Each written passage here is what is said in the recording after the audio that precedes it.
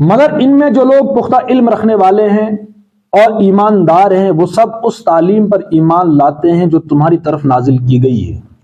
ان میں جو لوگ پختہ علم رکھنے والے، پختہ علم،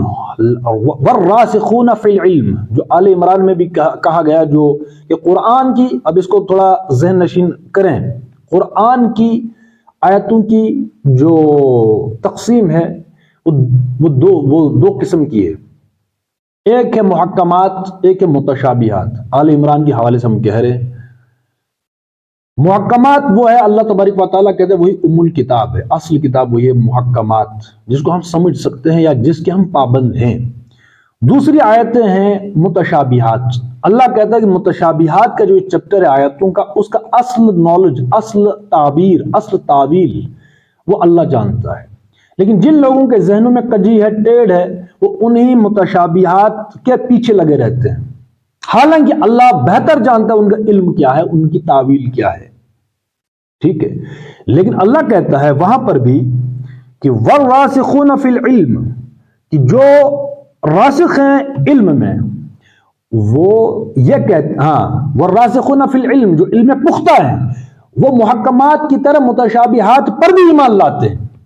ان کی تعویل کے پیچھے نہیں پڑتے کہ ان کا اصل مطلب کیا ہے، ہمیں یہ فلسفی چلنی جو ہے وہ معلوم کرنی ہے، اس کا مطلب کیا ہے، اس کا نہیں، وہ کہتے ہیں کہ اگر محکمات اللہ تبارک و تعالیٰ کی طرف سے ہے تو متشابہات تو اس سے، بلکہ ہمیں ان پر ایمان محکمات سے بھی زیادہ ہوگا۔ وہ 90 اور 90 اور 10% کا فرق ہے نا، اور کتنا ہے؟ اگر تو اللہ تبارک و تعالیٰ نے 80% ہماری سمجھ میں دے دیا، 80% ہمیں سمجھ آ رہا ہے، اسی بنیاد پر ہم کہتے ہیں کہ یہ جو 20% یا 10% ہماری سمجھ سے باہر ہے، بیونڈ مٹیریل ہے، یا ہمارے ادراک سے باہر چیز ہے، فوق الادراک چیزیں ہیں کچھ، تو یہ بھی اللہ ہی کی طرف سے ہے۔